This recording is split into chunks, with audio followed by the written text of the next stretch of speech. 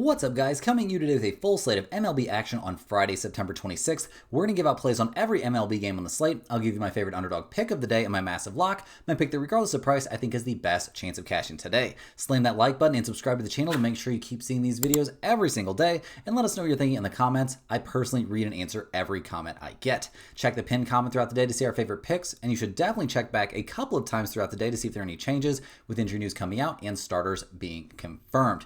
Guys, yesterday went great. Once again, running it back, another very solid day. Looking at a possible 5-1 if we can get the Royals Angels to stay below that 9.5. Got off to a great start to the day. We had the Seahawks at -1.5, a 23-20 win there for Seattle. It was all Seahawks there in the first half. Their offense completely stalled in the second half, though. Took a long field goal as time expired, and a pretty big mistake there from the Arizona kicker on the kickoff there at the end of the game to help get us the win and cover. But we'll definitely take it. We had Kyler Murray under 211.5 passing yards at -110. Only 200 passing yards from him in that game on 41 attempts. Cardinals team just doesn't get it down the field well. Overall, they just aren't very good. We'll definitely take that one. I didn't think they were going to pass the ball 40-something times, though, so that was maybe a little bit lucky, but we also cashed our no-run first inning there in the Dodgers-Arizona Diamondbacks game. Ended up being a bullpen start from the Diamondbacks, but they got through the first inning, and Yamamoto was lights out, so we cashed our no-run first inning. We still got that Kansas City Royals, Los Angeles Angels under 9.5 live here at time of recording. Only 6 total runs scored so far through 7 innings. So they're headed into the 8th. Looks like it could potentially be our only loss of the day. We had the Marlins at +140 as our dog of the day. Went with a pretty big long shot, and the Marlins and their pitching staff looked good as expected, but the offense couldn't get going at all. The Phillies getting a shockingly good start there from Walker Buehler, and their bullpen was like lights out in that game. So pretty weird stuff there, but we keep the hot run going there on our lock of the day. Insanely hot run right now. I may have to look back and see what kind of streak we're on now because it's getting ridiculous. The Yankees get us the 5-3 win behind a solid start there from Rodon, and the White Sox didn't get much there from Martin, so they end up winning that one and covering the 1.5. So a -140 lock of the day is some pretty good value. So looking like another great day. We've got a full slate of MLB to cover here on Friday. We've got NCAA football coming up on Saturday and NFL on Sunday, of course. So let's go ahead and get after it, guys. We've got a ton of games to break down here, as lots of action in the MLB. And first up, we're going to look at the St. Louis Cardinals going on the road to take on the Chicago Cubs. The Cardinals have been officially eliminated from playoff contention, so that's got to be a little bit of a tough pill to swallow for a team that got off to such a good start to the season, but I don't think they were really ever an elite level team, so it makes sense to me that they're going to miss out on postseason play. They'd played well down the stretch, winning 3 in a row before losing the last game of that series against the Giants.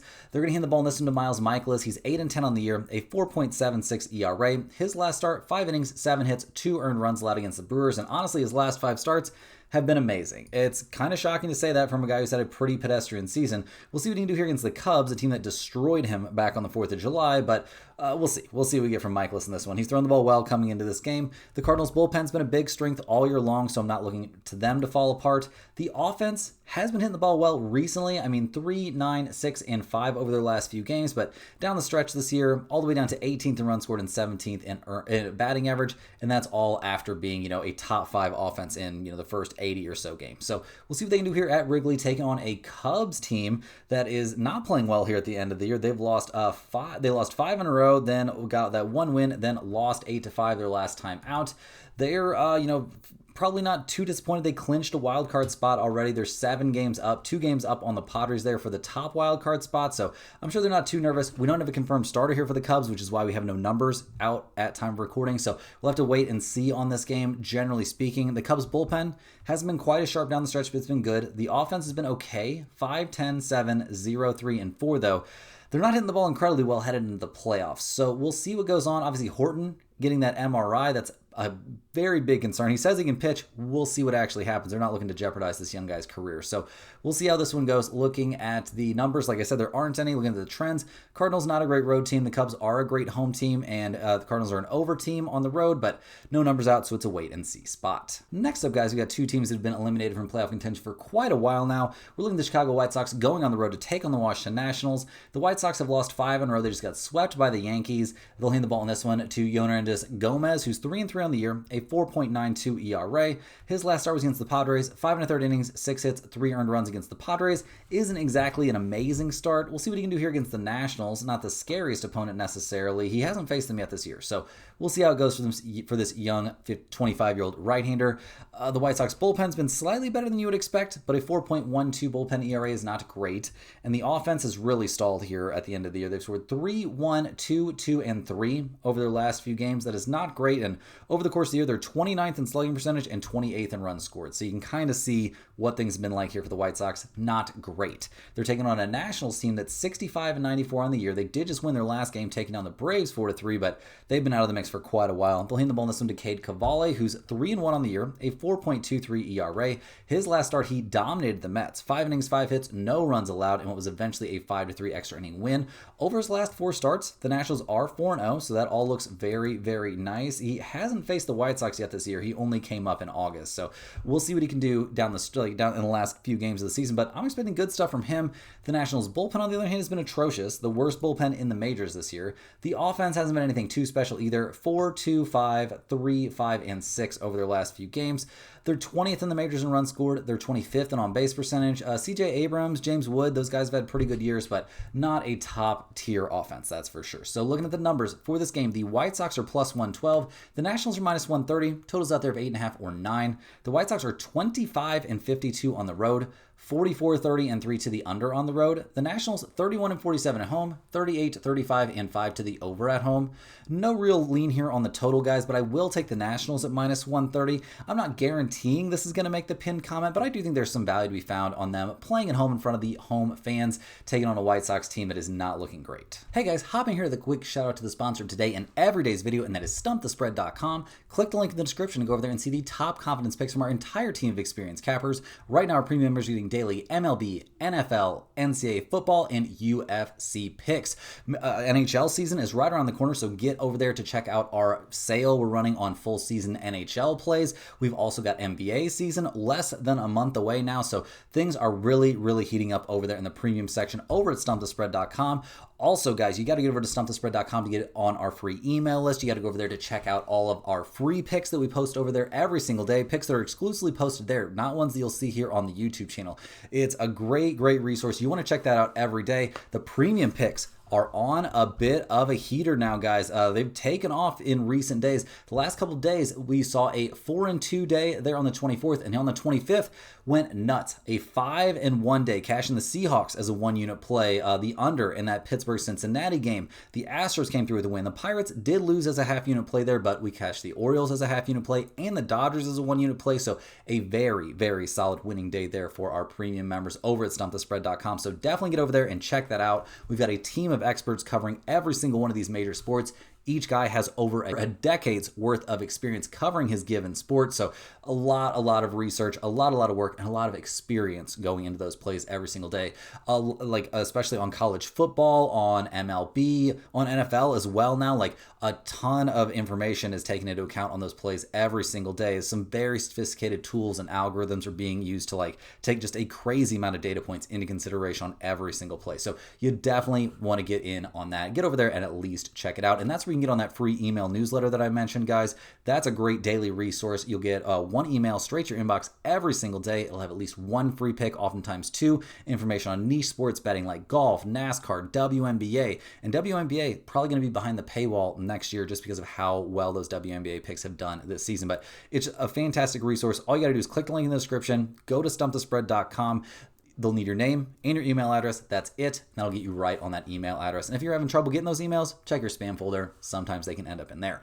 Also, if you're a huge fan of what you're seeing from us here every single day, click that little join button right below the video to sign up for a YouTube channel membership. YouTube channel members get early access to all of our videos, get the name up on screen in every single video, but maybe more importantly, get access to our members only giveaways. We give away a Stump the Spread hoodie here every single week to one lucky channel member. We put the name of every single channel member in a big wheel. We spin that wheel, and whoever it lands on gets a Stump the Spread hoodie mailed straight to their address of choice. So definitely want to get in on that if you're interested. We've got a ton more games to cover right now, guys, though. So let's dive back in. A lot more MLB action coming up here. And next up, we're going to be looking at the Minnesota Twins going on the road to take on the Philadelphia Phillies. The Twins are one of those teams that have been out of the mix for quite a while here. They're 69-90 on the year. They just beat the Rangers in 2 out of 3. They're going to hand the ball to Joe Ryan in this game. He's 13-9 on the year, a 3.47 ERA. His last 3 starts, though, have not looked great. 5 innings, 6 hits, 5 runs against the Guardians in a 6-0 loss.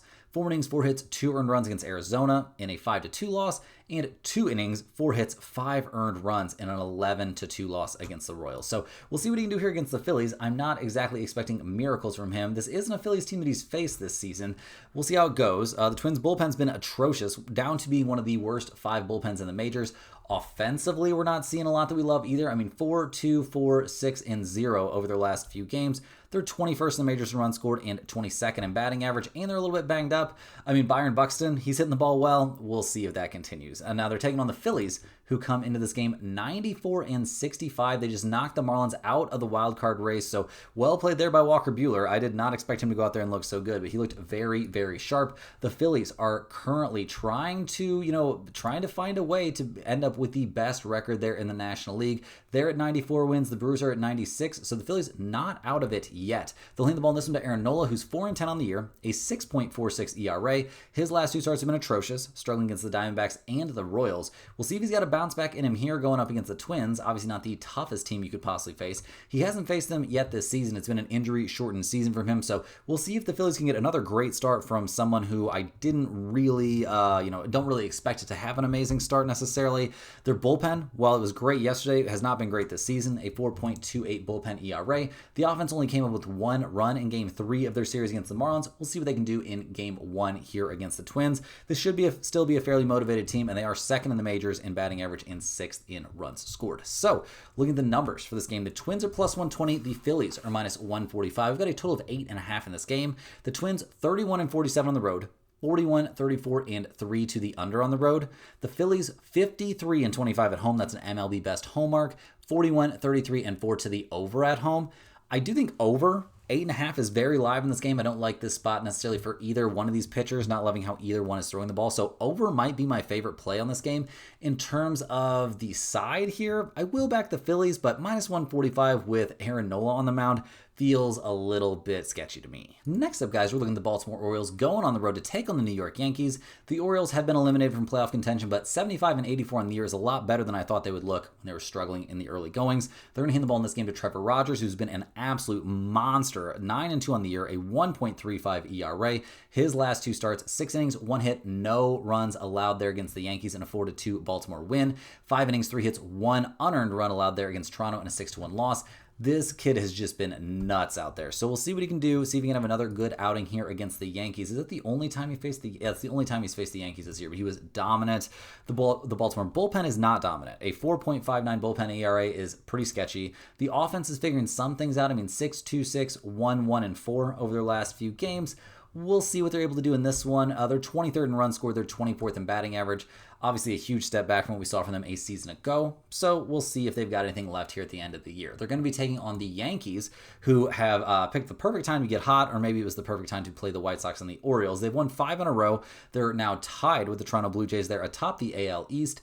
They're going to hand the ball to Will Warren in this game, who's 8-8 on the year, a 4.35 ERA. His last start was against the Orioles. 5 1/3 innings, 4 hits, 3 runs, only 1 of which was earned. Gave up 1 home run, walked 2, and struck out 4 in a 4-2 loss for the Yankees. The Yankees have lost the last 4 times he's been on the mound. I would say only 1 of those was his fault. He did get shelled there by Boston, so we'll see what he does this time out there against the Orioles. He did face them back in June and had a pretty good outing, so we'll see. I'm expecting Will Warren to be pretty good out there. The Yankees bullpen, on the other hand, though, not so good. A 4.43 bullpen ERA is not great. The offense is what has carried this team. I mean, they did come through for us yesterday, so slam that thumbs up button if you enjoyed cashing the Yankees minus 1.5 as their lock of the day yesterday.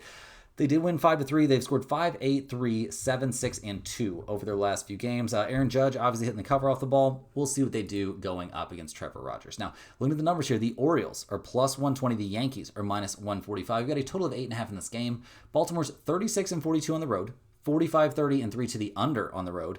The Yankees are 46-31 at home, 41-35 and 2 to the under at home. I do think under 8.5 is very live in this game with these two guys on the mound. I'm not expecting a ton of offense. I also think no run first inning is very live in this one for sure.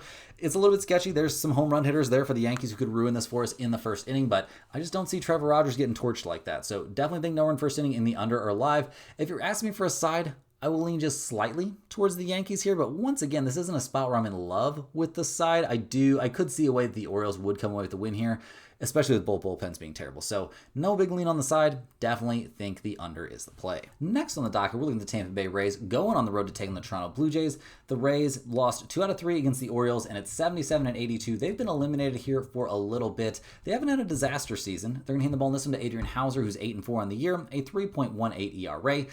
He hasn't been great necessarily. He's been okay. 6 innings, 5 hits, 3 earned runs against Boston his last time out. Start for that, 6 innings, 7 hits, 2 earned runs against the Cubs. He's kept them in games, but they haven't usually been able to capitalize. We'll see what he looks like here against Toronto. He did face them back when he was pitching for the White Sox and was lights out over 7 innings back in early July. We'll see if that has any relevance here in September. The bullpen for Tampa Bay has been good. No question about that. They've been a decent bullpen this season. Currently a 3.75 bullpen ERA. The offense for Tampa Bay has not been very good down the stretch. That's kind of what sunk this team. They've scored 5-6-0, 7-3, and 7 over their last few, which doesn't look terrible, but when this used to be a top 10 offense. Well, now they're 10th in batting average, 14th in runs scored, and 19th in on-base percentage. So we'll see what they can do here coming down the stretch. They're going to go up against a pretty tough Toronto Blue Jays team who's in desperation mode. They're tied with the Yankees now atop the AL East. They got a desperately needed 6-1 win there, thanks to a grand slam, or at least in part to a grand slam, over the Red Sox their last time out. They're going to hand the ball in this game to Shane Bieber. He's 3-2 on the year, a 3.57 ERA. His last start, 6 1/3 innings, 4 hits, 2 earned runs against the Royals. Start for that dominant stuff against the Orioles. We'll see what he can do here against the Tampa Bay Rays. He hasn't been, up with the big league team all that much this season. He came up on the 22nd of August and has looked pretty good since then. With him on the mound, the Blue Jays are 4-2 overall, so I don't think they'd be too upset about that. The bullpen for Toronto has been a problem. A 4.05 bullpen, that was not the end of the world. The biggest problem has been the departure, the disappearance, the evaporation of their offense. They've scored 6-1-1-8, 1-1, and 0 over their last few games.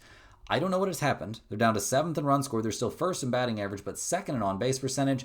Just not a team you can really trust at the plate right now. So, looking at the numbers for this game, the Rays are plus 155. The Blue Jays are minus 190. We've got a total of 8. Tampa Bay's 36-42 on the road, 38-35 and 5 to the under on the road. Toronto's 51-27 at home, 45-31 and 2 to the over at home. That's an MLB best to the over. I'm not taking any overs with the Blue Jays playing, I'll tell you that. I will lean slightly towards Toronto in this one, but with Adrian Hauser on the mound, I don't think the Rays are dead in this spot. A lot of desperation right now for Toronto, so that's why I'm leaning towards them, but this is not a pinned comment play. Cruising right along here, guys. We're looking at the Detroit Tigers going on the road to take on the Boston Red Sox. The Tigers at 86-73 finally got a desperately needed win there over the Guardians, winning 4-2 in the last game of that series. They're now tied with Cleveland atop the AL Central, but Cleveland now holds the tiebreaker. The Tigers will hand the ball in this one to Casey Mize. He's 14-6 on the year, a 3.91 ERA. Coming off a mediocre start against Atlanta, 5 2/3 innings, 5 hits, 3 earned runs. A not great start against Cleveland, 5 1/3 innings, 7 hits, 3 earned runs. We'll see what he can do here against the Red Sox, a team that he hasn't faced since all the way... he hasn't faced them at all this year? Yeah, Casey Mize has not faced the Red Sox this season. Okay, fair enough. So we'll see what he can do in this matchup. The Tigers' bullpen has been a huge problem this season, a 4.09 bullpen ERA, and honestly a pen that I trust less than that number. The offense has also just disappeared. 4-1, 2-2, 5, 1-1, and 0 over their last few games. They're down to 11th in runs scored, 15th in batting average, and just not a team I can trust at the plate. So we'll see what they can do here against the Boston Red Sox, who just won 2 out of 3 against the Toronto Blue Jays. The Red Sox obviously not probably going to be winning the American League East. They have to feel okay, but at least a little bit terrified about their position in the American League wild card hunt. They are 1 game up on the Tigers and 2 games up on the Astros for the last wild card spot there in the American League. So We'll see how it goes here as they hand the ball to Kyle Harrison, who's sporting a 3.58 ERA. This young 24-year-old lefty comes into this game. He came over there from San Francisco. He's had 2 recent outings for the Yankees, and they've looked pretty good. A bullpen appearance, 3 innings, 3 hits, no runs allowed there against the Athletics. Then back on the 20th, he started against Tampa Bay, 6 innings, 4 hits, 1 earned run allowed. Definitely earning the right here to get another start. So we'll see what Kyle Harrison looks like against the Tigers. I'm expecting him to have a very good time out there. I'm expecting the Boston bullpen to continue to be excellent. One of the best 3 bullpens in the majors. The offense hasn't been incredibly great recently. I mean, 1, 7, 4, 3, 6, and 11 over their last few isn't awful, but it's not amazing. They are 5th in the majors in runs scored this year and 4th in batting average, but right now, maybe not swinging the hottest bat. So looking at the numbers here, the Tigers are plus 105. The Red Sox are minus 125. A total of 9 in this game. Detroit is 40-38 on the road. 43-34-1 to the over on the road. Boston's 46-32 at home, 41-34-3 to the under at home.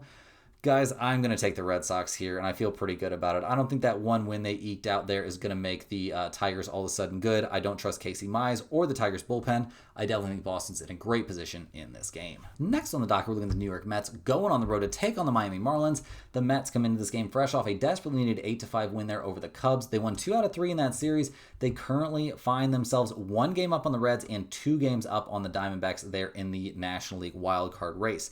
They're going to hand the ball in this game to Brandon Sproat. This young 25-year-old right-hander is 0-1 on the year, a 3.94 ERA. His last start was back on the 19th, and he did not have a very good time there against the Nationals. He's had 3 starts. Mediocre start against the Reds. I mean, 6 innings, 3 hits, 3 earned runs is not bad. Maybe mediocre is a little bit tough. Against the Rangers, 6 innings, 6 hits, no runs allowed. And then against the Nationals, 4 innings, 4 hits, 4 earned runs surrendered in a 12-6 win for the Mets. So we'll see what he can do. I'm a little bit nervous for him and for the Mets. The Mets bullpen has been much worse down the stretch, an ERA of nearly 4 now, and the offense has slugged them to some wins. They've scored 8-3, 9, 2, 3, and 12 over their last few games. They're hitting the ball a bit better. They're up to 10th in runs scored and 6th in slugging percentage, but I'm worried. I'm worried right now for the New York Mets. So we'll see what they can do here against the Marlins, who are now eliminated from playoff contention after that 1-0 loss against the Phillies. At 77-82 on the year, though, this team's been way better than I would have thought they would be. They're going to hand the ball in this one to Sandy Alcantara. He's 10-12 on the year, a 5.48 ERA. His last start was against the Rockies, 6 2/3 innings, 5 hits, 3 earned runs allowed. Isn't exactly amazing stuff. We'll see what he can do here against the Mets, a team that he faced back the very last day of August and was dominant over 7 innings. 7 innings, 4 hits, 1 run allowed, struck out 6, and walked 1. So honestly, I'm expecting pretty good stuff from Alcantara in this game. I do expect the Marlins bullpen to be pretty bad because that's kind of been their MO this season. The offense has looked atrocious the last 2 games combining for 1 run, but they've been a decent offensive team over the course of the year. They're 16th in runs scored and 9th in batting average. So we'll see what they can do here against the Mets. Look at the numbers here. The Mets are minus 130. The Marlins are plus 110. We've got a total of 8.5. The Mets are 32-45 on the road, a bad road team. They're a 500 over-under team on the road. The Marlins are 36-42 at home, and basically a 500 over-under team at home. I'm going to be leaning towards the Marlins a bit at home. I don't trust Brandon Sproat or this bullpen situation for the Mets.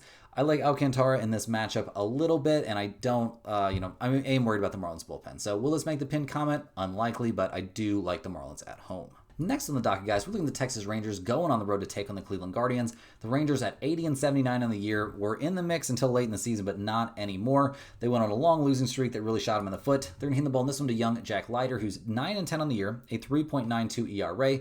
He's looked pretty mediocre in his last 3 starts, struggling against the Marlins, the Astros, and the Milwaukee Brewers. So we'll see what he can do in this one going up against the Guardians, but I'm not expecting miracles. Although he did dominate the Guardians back on the 23rd of August, 7 innings, 2 hits, 10 strikeouts, no walks, and no runs allowed in a 10-0 win for the Rangers. So definitely some very positive history there. The Rangers bullpen's been solid this year, a 3.58 bullpen ERA. No fault to find there. The problem for this team has been their lack of offense. They've scored 0-4, 1, 2, 3, 4, 2, 5, and 3 over their last few games. Just terrible to play. They've been a little bit banged up. They are 21st in the majors in runs scored and 26th in batting average, so not expecting anything great from them at the plate. They're taking on a Guardians team that's right in the thick of things. They're tied atop the AL Central. They're very live in the wild card hunt or in the hunt just to win the AL Central here straight up. They're going to hand the ball to Slade Ciccone in this game. This young 26-year-old right-hander is 7-6 on the year, a 4.15 ERA. He dominated the Twins his last time out, and honestly, his last 3 starts have been fantastic. Now, keep in mind those starts were against the Royals, White Sox, and Twins. But he's facing the Rangers in this one, so I don't think it's time to panic. 6 innings, 4 hits, 2 earned runs is what he did against Texas back on the 22nd of August. That wasn't a 4-3 loss for Cleveland, but he threw the ball really well. The Cleveland bullpen is one of the best 2 bullpens in the majors, so that's a great step in the right direction for this team. The offense isn't amazing. They've scored 2-5-5, 2, 8, and 6 over their last few games. Jose Ramirez has hit the ball well. They're 26th in runs scored this year, though, and 29th in batting average. Not an offensive juggernaut. So looking at the numbers for this game, I'm a little bit surprised to see the Rangers at plus 125. The Guardians are minus 150, a total of 7.5 in this game. The Rangers are 32-46 on the road, 40-37-1 to the over on the road. Cleveland's 43-35 at home, 40-35-3 to the under at home. I think under 7.5 is actually alive and well in this game. I also really like no run first inning in this spot. I'd be shocked if we saw runs given up in the first frame here. In terms of a side, I'm going to lean a bit towards the Rangers, getting all that plus money and the chance to play spoiler here, but I do think the unders are actually the better value in this one. Next up, guys, we're looking at the Pittsburgh Pirates going on the road to take on the Atlanta Braves. The Pirates at 69-90 on the year finally had their 4-game losing streak snapped, losing 2-1 to the Reds. They'll hand the ball in this one to Mitch Keller, who's 6-15 on the year, a 4.22 ERA. His last start, he struggled against the Athletics. Start for that was pretty good against the Nationals. He's thrown the ball okay in general this season. Just being on the Pirates makes it awfully hard to get wins, and we'll see what he can do here against the Atlanta Braves, a team he hasn't faced this season. But I mean, I'm not expecting miracles from Keller. I'm not expecting miracles from the Pirates bullpen, although it hasn't been bad down the stretch. A 3.86 bullpen ERA is definitely respectable. Offensively, I mean, they've scored 1, 4, 4, 11, 2, 3, 4, and 1 over their last few games. They're last in the majors in runs scored. They're last in the majors in slugging percentage. I mean, Skeens, he's getting all the love there as, the NL Cy Young, but that doesn't really guarantee your team any sort of relevance. So we'll see what they can do here against the Braves, who at 75-84 in the year are also out of the mix. They've played their best ball down the stretch this year, though. They're going to hand the ball in this one to Joey Wentz. He's sporting a 5.46 ERA. This 27-year-old lefty has thrown the ball really well in his last 2 starts. A great outing there against Detroit, 5 innings, 6 hits, 2 earned runs, and a good outing against Houston, maybe an okay outing, 4 innings, 6 hits, 2 earned runs in that one as well. Both were wins for the Atlanta Braves. We'll see what he can do in this matchup against the Pirates. He hasn't faced the Pirates at all this year, it doesn't appear, so we'll see how this one goes. The Braves bullpen has not been great this season overall. Maybe not quite as bad lately, but not amazing. And the offense has really come on strong down the stretch. 3-3-11, 6-6-10 over their last few games. Matt Olson's had a good year. They're 13th in the majors in runs scored, 14th in slugging percentage, but 9th in on-base percentage. So not a joke of a team. So looking at the numbers here, the Pirates are plus 135. The Braves are minus 165. A total of 8.5 in this game. The Pirates are 25-53 on the road. 47-27-4 to the under on the road. That's actually an MLB best to the under. Atlanta's 38-40 at home, 42-32-4 to the under at home. I'm starting to feel like a broken record here, guys, but this is another spot where I would look at the under. I don't think we're going to see a ton of offense in this game. Neither one of these teams really charged up there at the plate. In terms of the side, I'm going to lean a bit towards the Braves here. I think the Pirates, might get a good start from Keller, but I don't think they can put up enough offense. So that's why I will lean slightly towards Atlanta. Next up, guys, we're looking at the Cincinnati Reds going on the road to take on the Milwaukee Brewers. The Reds, with that win over the Pirates, keep themselves alive there. They're only 1 game back of the Mets, so they're hoping this collapse from New York can continue. They're going to hand the ball in this one to Zach Littell. My twin brother is 10-8 on the year, a 3.86 ERA, coming off a 5-inning, 3-hit, 2 earned run start there against the Cubs, where we saw the Reds eventually win that game 6-3. Had a mediocre start against the Cardinals, but the Reds offense took care of him in that one, and a good start there against the Padres. 6 innings, 2 hits, 2 earned runs allowed. We'll see what he can do here against the Brewers. Obviously a pretty tough team to face, but he dominated them over 6 innings back in mid-August. We did see the Reds eventually lose that game in extras, but that was definitely not his fault. So we'll see how things go for Littell. I'm expecting him to be very good out there. The Reds bullpen's been looking better here recently, maybe not dominant, but better. The offense is where the problems are for this team. They've scored 2, 3, 2, 1, 6, 7, and 1 over their last few games. Not great. They are 14th in the majors in runs scored, 20th in batting average. Lodolo going out with that groin injury, not a great look. We'll see what they can do here on the road against the Brewers, who are 96-63 on the year. They are trying to earn the top spot there in the National League, and they're definitely drawing very live. They'll hand the ball in this one to Quinn Priester. This young 25-year-old right-hander's been basically a phenom this year. He's 13-2, a 3.25 ERA. His last start was against the Angels, 5 2/3 innings, 3 hits, 2 earned runs, and struck out 10. We haven't seen the Brewers lose a game that he has started since May 24th? Is that really? That's so crazy. Yeah, since May 24th. So we'll see what he can do in this matchup against the Reds, a team that he had a pretty good start against back in mid-August. He also faced them back in early June, was lights out. So I'm expecting very good stuff from Quinn Priester in this one. I'm expecting good stuff from the Brewers bullpen. They've gotten much better over the course of the year, down to a 3.69 bullpen ERA. The offense right now, I mean, 3, 0, 4, 1, and 3 over their last few is not filling me with optimism. They're third in the majors in runs scored, third in batting average, and first in on base percentage, but right now, not swinging the hottest bats. Kind of feels like they might not be super locked in at the moment. So looking at the numbers for this one, the Reds are plus 135, the Brewers are minus 165. We've got a total of 8 in this game. Cincinnati's 36 and 42 on the road, 44, 33, and 1 to the under on the road. The Brewers are 51 and 27 at home, 38, 37, and 3 to the under at home. While I do think under 8 is in play in this game, I actually think the no-run first inning is a little bit better value. In terms of the side, I will lean just a bit towards the Reds here at plus 135. They are the more desperate team. This isn't going anywhere near the pin comment just because of the Brewers' long-term success here with Quinn Priester on the mound, but I do think the no-run first inning is a very, very good option. Next up, guys, we're looking at the Houston Astros going on the road to take on the Los Angeles Angels. The Astros come to this game fresh off a desperately needed 11-5 win there over the Athletics. They're 4.5 games back of Seattle in the AL West, so that race is officially over. The Astros are 1 game back of Detroit and 2 games back of the Red Sox in the American League wildcard race, so they are still alive, but they're going to need some help, it would appear. They're going to hand the ball in this one to Jason Alexander. This 32-year-old right-hander is 4-2 on the year, a 4.83 ERA. He got obliterated in his last start. Got just absolutely shelled, destroyed there against the Mariners, giving up 7 earned runs over 1 1/3 innings. Not great. Now, he had been throwing the ball really, really well before that, so we'll see if he's got a bounce back in him here going up against an Angels team that's not exactly terrifying. He hasn't faced them this season, but I think we're going to see Jason Alexander bounce back in this one. The Astros bullpen, it's been good this year. A 3.73 bullpen ERA is fine, but the offense, I know they're coming off an 11-run game. That has not been the norm. They scored 11, 0, 1, 3, 4, and 0 over their last few. They're 25th in the majors in runs scored. They are 18th in slugging percentage. Definitely not an offense that I have a ton of faith in. Now, they're taking on an Angels team that's currently playing the Royals, and our underplay could get spoiled here. We've got 9 total runs scored now, and the Royals have the bases loaded with 2 outs in the top of the 9th. So hopefully the Angels can get out of this mess and not score any runs themselves in the bottom of the 9th. We'll see how that goes. The Angels obviously, 71 and 87 on the year, so a bit better than I would have thought, but not in contention. They'll hand the ball to Kyle Hendricks in this game.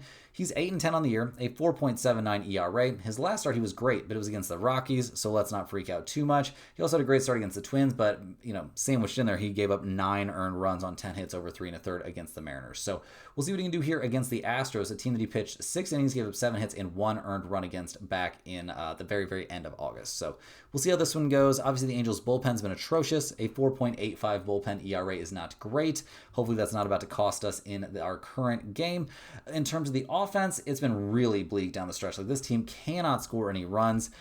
We've seen guys like Taylor Ward have a pretty good year, but they're 24th in runs scored. They're last in batting average and 28th in on-base percentage. So unfortunately, and I'm not sure why, there are no numbers out here at time of recording, I guess just based on what the playoff situation is looking like, but I would think there's definitely a chance in this game we could be backing Jason Alexander and the Astros to have something of a bounce back. Next on the docket, we're looking at the Arizona Diamondbacks going on the road to take on the San Diego Padres. The Diamondbacks come into this game fresh off losing 2 out of 3 against the Dodgers, but they do still find themselves in contention. They're 2 games back of the Mets in the National League wildcard hunt. They're going to hand the ball in this one to Zach Gallen. He's sporting a 13-14 record, a 4.70 ERA. His last start, 4 innings, 4 hits, 3 earned runs allowed there against the Phillies. He's throwing the ball okay down the stretch for sure. I mean, 3, 1, 5, 0, and 0 earned runs allowed. We'll see what he can do here against the Padres. The last time he faced them was back July 7th, and he was lights out over 6 innings. So we'll see how this one goes. I'm expecting him to have a pretty good time. He's been pretty good against the Padres, and they're not amazing at the plate. The Diamondbacks bullpen is a huge issue, though. A 4.82 bullpen ERA has held them back a bit all year long. The offense is what has carried them mostly, but the last game they scored 0 runs. They scored 0, 4, 5, 9, 4, and 2. So not swinging the hottest bats right now. They are still 4th in the majors in runs scored. They are 7th in batting average and 4th in slugging percentage. So I do think they have what it takes to, light up the scoreboard on any given night. Now, they're taking on the Padres, who at 87 and 72 on the year, come into this game 3 games back now of the Dodgers. So that can't exactly feel great. They're currently 5 games up in the National League wildcard hunt, 2 games back of the Cubs from the top wild card spot. So we'll see if they can make some sort of run there. They do have that wild card clinched, but they, aren't going to be overtaking the Dodgers here. It doesn't appear. So they're going to hand the ball to Yu Darvish in this game. This 39-year-old veteran is 4-5 on the year, a 5.51 ERA. His last start was pretty good. It was against the White Sox, and 4 2/3 innings, 6 hits, and 2 earned runs. I would say very good is a bit generous. He struggled against the Rockies recently, and now he's going to go up against the Diamondbacks. The last time he faced Arizona, 4 innings, 3 hits, 3 earned runs allowed, including a home run. We did see the Padres win that game 10-5 in 11 innings, but that was certainly not Yu Darvish's fault. He also got shelled by them back in early July, so I am worried about Yu Darvish out there in this one. I'm not worried about the Padres bullpen. They're the best bullpen in the majors, and it's not even close. I do worry about their offense at all times, though. They scored 1-7-5, 3-7-3 over their last few games, and that's a 3-game series against the Brewers and a 3-game series against the White Sox. So we'll see what they do in this one. Obviously, not a great offensive team. They're 19th in runs scored. They are 8th in batting average, 22nd in slugging percentage. I worry. I worry about the Padres, and I worry about them in this spot. So looking at the numbers here, guys, the Diamondbacks are plus 130, the Padres are minus 155, a total of 7.5 in this game. Arizona's 37-41 on the road, 37-36-5 to the under on the road. The Padres are 49-29 at home, 43-32-3 to the under at home. I'd actually lean a bit towards over 7.5. This is way too small of a number with these two guys on the mound, especially Yu Darvish, which is why I'm leaning towards the Diamondbacks here at plus 130 as a potential dog of the day. I think they're going to find a way to get on the board here early.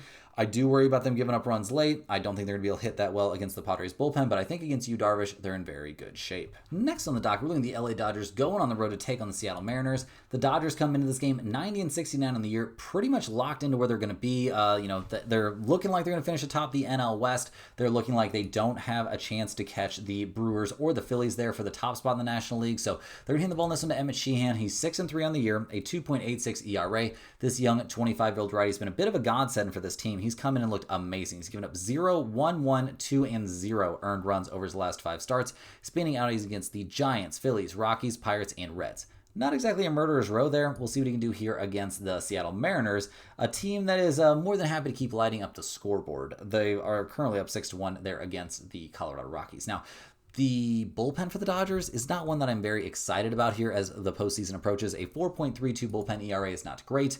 The offense has been hitting the ball, though. 8, 5, 4, 1, 7, and 6 over their last few.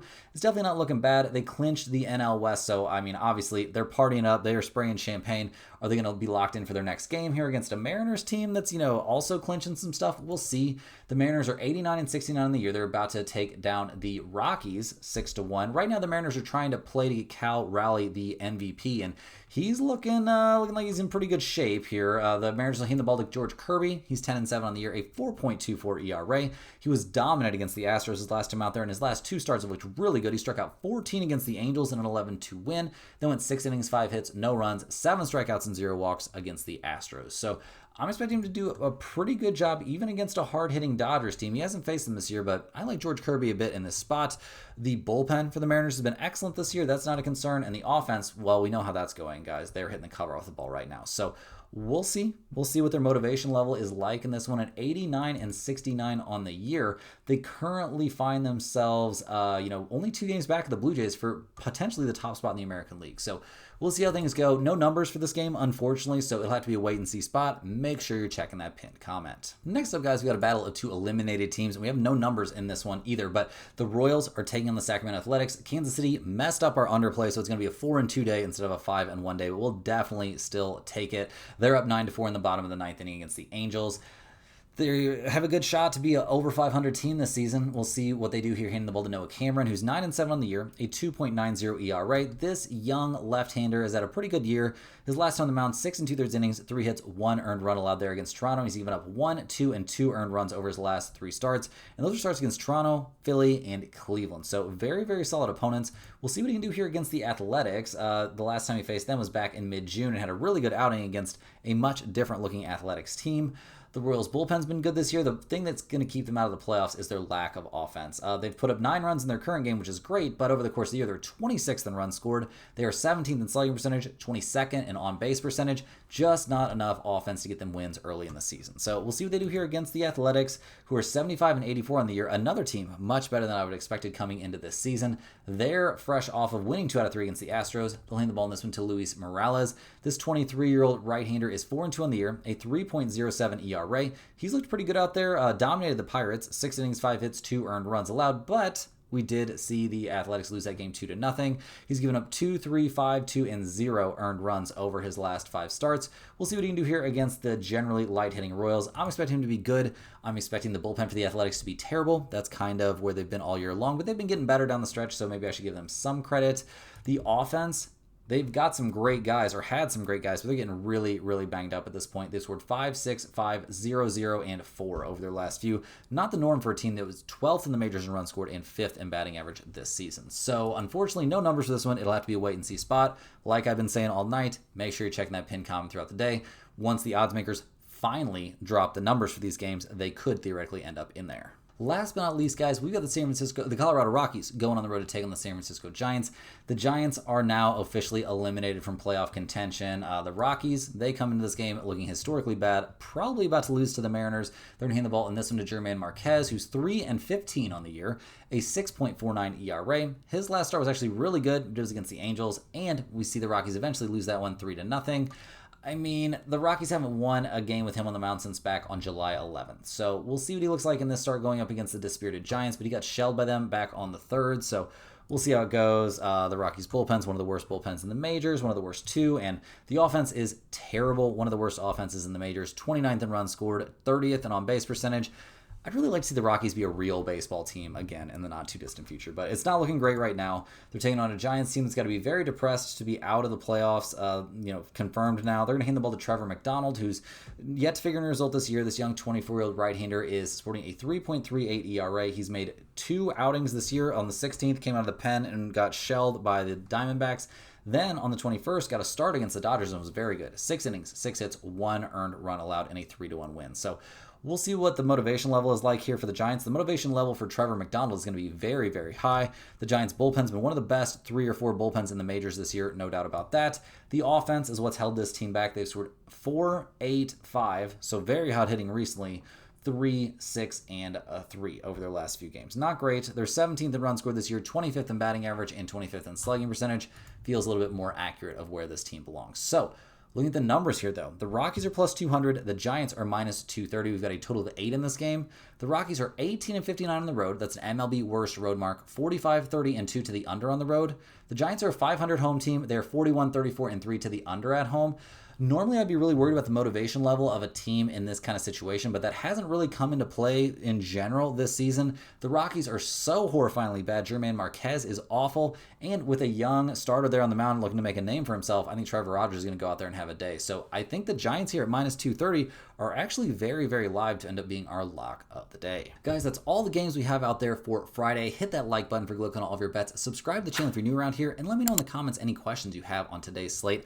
I'm more than happy to get back to you. I appreciate everyone watching these videos. Make sure you click on the link in the description to get over there to stumpthespread.com and check out those red hot premium plays coming off yet another big winning day. That's also where you want to go to get on that free email list. It's great information straight to your inbox every single day. Guys, we'll see you right back here tomorrow for more sports betting action where we'll cover a big chunk of that NCAA football slate.